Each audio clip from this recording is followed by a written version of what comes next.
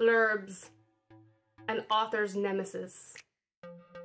I know that you probably dread when the time comes to write that awful blurb. I know I used to, but honestly now I kind of find it fun. The key is to practice.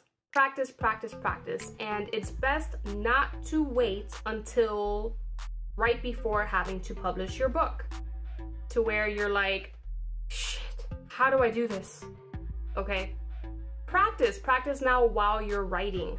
So today I'm going to show you some examples of blurbs that I've written, worked on, or collaborated with my editor, for instance, to show you my method on how I write my blurbs. But first, have you liked and subscribed to this channel yet? You know you want to. You know I have plenty of videos on there that you're gonna want to watch, so you might as well just hit like and subscribe now. I'll wait.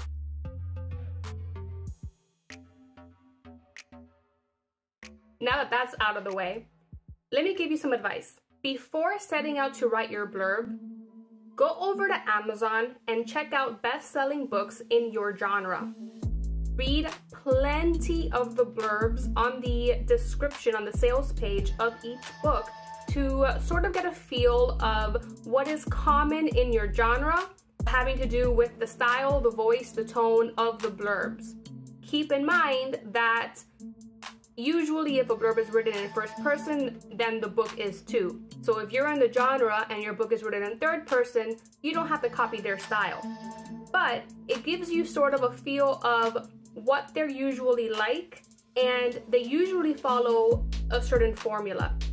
Most of the time, that formula can be used throughout various genres, but keep an eye out for certain things that fit only your genre.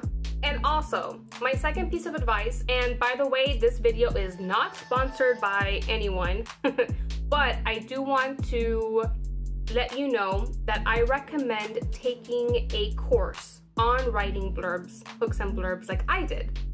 I took Adam Croft's Writing Killer Blurbs and Hooks course, and I have to say he is an expert on writing blurbs, and he breaks it down into a formula piece by piece to where it was ingrained in me, and now I don't dread writing the blurb. Now it's fun for me. So I highly recommend taking his course. It is not expensive. I do have an affiliate link that I will leave in the description box down below. I do get a small commission if you purchase his course through that link, but you don't have to. You can just go to his website if you feel more comfortable and purchase that course through his website on your own. Highly recommend the course though. Okay, so now I'm going to talk about what goes into a blurb. The first thing that you should consider when writing a blurb is a hook. That is a punchy one-liner right at the top of the blurb. And yes, it needs to be punchy, it needs to grab attention, and it is meant to hook your reader right into wanting to keep reading the rest of the blurb. Now, it can be 2 lines if it really has to be, and of course, this again might be a genre thing, but as long as it is short, snappy, and punchy, you're good to go. Now, the body of the blurb. This is where many writers actually go wrong. Please keep in mind that your blurb is not a synopsis of what your book is about. They have your book to read to find out what it is about and what goes on in your book. So don't give the backstory, don't give too much away. Just think of your blurb as being another short, punchy teaser, just like your hook, but a little bit longer to make it snappy, to keep your reader going down to the next line to get to that last punchy liner that will keep them wanting to buy your book and read more about it.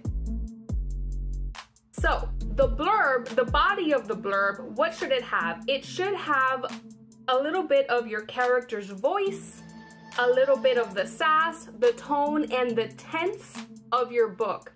Now, some writers may argue about the tense. Some writers feel that maybe it could get away with being in third person if most of the genre, the blurbs are in third person or first person or what have you. But keep in mind that this might come as a shock to the reader if they pick up the book and the tense is different than what the blurb had. Sometimes writers say reviewers have not liked it and some don't care. So I'll leave that up to you in your research and finding the genre. And finally, the ending. And that's it. You have pretty much 3 parts to a blurb. So that ending is actually like another hook line. It will leave your reader wanting more, asking a question, just captivated, and yes, I need to read this book, I need to buy this book, this blurb was awesome. Okay, completely blow them away with that one liner. Now, it can be useful to end in a question, but it isn't always necessary. Many authors like to end in a question so that it does actually leave the reader wondering what the answer is, and then they buy the book. But as long as it is punchy and the one-liner, if it isn't a question, it's still sort of leading a suspense, that is what you want. That is exactly what's going to sell your book. So now I've spoken about the one-liner heading, the very short snappy body, and that one-liner punchy question or statement that leads into suspense. But it's still not enough to fabricate a perfect blurb. I know I said the word perfect and not everything is perfect, but you get what I mean. You do these days, and I'm saying these days because times change and this hasn't always been the case. You want to lead with your character. Write the blurb in your main character's eyes. What is happening to them? What is the main conflict that happens in your story that makes them want to do something or have to do something or fight for their life? Or do they have to do something in order to save the world, etc., etc.? Oliver! Oliver, I am recording! I am sorry about that. He likes to make an entrance in every video now. But lead with your character. It hasn't always been the case because it used to be where if a book was about dragons, all you needed to do was set the scene and say, in a land far away where dragons roam the earth, and boom, you got the reader's attention. But nowadays, okay, who cares about a place where dragons are roaming the earth? Who's the main character? Why do the dragons affect them? Why should you care? So consider that. Consider leading your blurb with the main character. I'm gonna go put him away and I'll be right back. And I'm back. Okay, so I know that many of you are probably reading some of these really short blurbs and you're like, I don't know if I can do this. There's so much into my story and I can't help but make it long. Listen, I want you to visualize your target reader, okay? And they've been working all day, they're back from work, let's say it's maybe a Thursday and they want to prepare for a good book to start reading tomorrow on Friday or whatever. They're tired from work and they're scrolling Amazon and they're kind of falling asleep and they're waiting, you know, maybe they're shopping for something else and they see your ad and they like the cover, they click on the ad, and so they like your ad, so they're already on there, but that's not enough these days to buy a book. So they look over to your blurb and they read that one-liner and they keep reading and they're tired, so you have about 10 seconds until they decide either click buy or go to sleep. So yeah, you have about 10 seconds to capture your reader's attention, so you really do want to make it snappy. Let's look at some examples. Okay, so the first example I'm going to give you is the one from The Haunting of Paradise House that I wrote before the rewrite. So this one's going to be a little bit different. It was a YA, so keep note of the... Well, I don't want to say the tense because YA is also now in first person, but you know, it's still a little bit of a different style that I'm going to read to you later. Okay, here goes. If you were given the chance to become a powerful sorceress, would you leave behind everything you thought you knew? When Addison is offered the position of her dreams through a mysterious phone call, she rises to the occasion and moves to the Florida Keys to a mansion called Paradise House. Footsteps from playful ghosts, a room of killer dolls, and an all-too-intelligent owl lead her to the mysteries that lie within the walls, to reveal the true reason behind her invitation. When dark forces get a hold of her and her patient, Addison is left with no choice but to take extreme measures to protect the one she loves. Will Addison be able to acquire the necessary skills fast enough in order to protect her patient and defeat the evil entities that thrive in the mansion? So the first line here is a question. It makes you think, what would I do? And then it goes into the character and what she has to go through because of a conflict. And then the last part ends also with a question. Now, personally, I think this blurb is too long. It did work and it did serve its purpose, but now I like to snap it, make it a little bit more snappy and cut it down a little bit more sassy too, just to fit more of my character. And I did give this book a rewrite, so let's take a look at the new blurb. So here's the new blurb for Escaping Demons. One phone call landed me the perfect job. Too bad it didn't come with life insurance. I didn't think this job would be anything special. Sure, the first phone call was weird, and yeah, maybe it wasn't the smartest idea to come to someone's house before I met them in person, but that seemed nice. All he wanted was a caretaker for his sick father. Oh, and an exorcist for the spirits haunting his family's estate. Now he's left me alone with his father, and the ghosts know my name. Caring for an old man with dementia, I can do. Fighting evil spirits, that's way above my pay grade. But Dax has disappeared, so I have to learn on my own, or both Orlando and I might not live to see tomorrow. Okay, so two things with this blurb. That punchy one-liner is now two, but it's still punchy. And it leads with the character, which is more important. I also fixed the tense, so it is no longer in third person, but my rewrite is in first person, so that is very important. The second thing is the last liner is also no longer a question, which isn't bad, but it does lead into suspense. So in my opinion, this is a much better blurb than the Haunting at Paradise House's blurb, but it's not that the first one was bad either, it's just a different way to write it. So you'll have to do some research into your genre and style and see what works for you. Let's look at another example. By the way, that blurb was actually written by my editor, Claerie Kavanaugh, and I highly recommend her services, her editing services. She is phenomenal, and I just gotta say that she and I, sometimes we will just write blurbs together. I help her with her, she helps me with mine, and especially with this last book, which I'm gonna show you now, I loved her blurb so much that I didn't even touch it. I was just like, I have no input.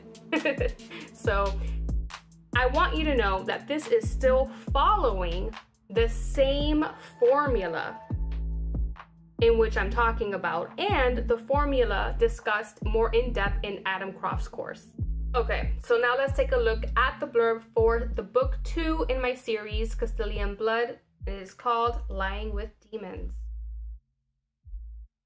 Demons kidnapped my boyfriend and took him straight to hell. Not exactly something I can file a police report for though into the fiery depths I go. Except, apparently hell is a labyrinth now. Perfect. Prison guard, check. Tortured souls, check. Shadows lurking in the walls and demons waiting to attack around every corner, check, check, and double check. When they said love could conquer all, I wonder if they counted damning myself to the underworld. Okay, so now what I want to point out is that I have chosen the type of blurb I want in my series. So for consistency's sake, it is very much the same style. The top part is not a question, it is a punchy liner, and so is the ending. The middle part is very punchy and very fast. It gives you the perspective of the character, what is happening really fast, and what is going on that are high stakes for her. So that is something to keep in mind as well. You want it to be consistent if you're writing a series for each book. I'm gonna show you one more of the same style, and then that's it. Okay, so this blurb is actually for my reader magnet into the series, which is only 10,000 words, so the blurb is very short. A lot shorter than the other ones. So keep that in mind too when you are writing blurbs for your novelette. If you are trying to pull too much from your story when you have a very short story or short novelette, you don't want to give away too much, and you don't want to reader expectations into thinking that they're getting a full book either. So let's take a look. As a reaper, my life is simple. Go where I'm told, help the dead move on, no bonding, no interfering with mortal affairs. Collect, guide, rinse, repeat. But when an escaped demon starts killing off a little boy's family one by one and affecting the balance of the universe, am I expected to stand by and watch? Or should I save him even at the expense of my existence? Okay, so in this case, I broke the rule that I just said a little while ago about wanting to keep the consistency just for that very ending part, because I did end in a question. But honestly, that is okay, because it's such a short and snappy blurb that you get to that ending part a lot quicker than you do with many other blurbs, and you can still feel that it's still the same series. It's a different character, so it's okay that it's a little bit different. The most important thing is that it did end in something punchy. So those are the examples I have for you today. I wanted to read examples from my own blurbs that I have published instead of reading out to you other authors' blurbs, because you can go ahead and do that research yourself. And again, it all depends on the genre that you're in, but I do hope that kind of giving you a guide on the type of formula that you want to keep in mind when writing a blurb and to keep it short and snappy is helpful to you. Again, if you want to hear this from a real expert, then do check out Adam Croft's course. It really, really opened my eyes out to, I was doing it all wrong before. I was writing a synopsis type of blurb and I would stress out and not know what to write. And I'm telling you that when a reader goes to your sales page, there are 3 things that they see. 1 is your cover.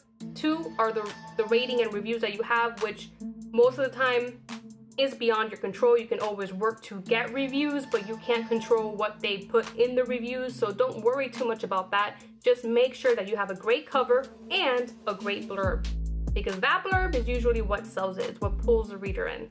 And like I said before, I will leave the link to the course in the description box down below. And remember, a bad written blurb equals no sales, and you don't want to start spending money on ads to having people click and cost you money and then not buy your book, because that would be counterproductive. So that's all I have for you today, guys, and I will see you in the next video. Remember to like and subscribe. One life for the revolution.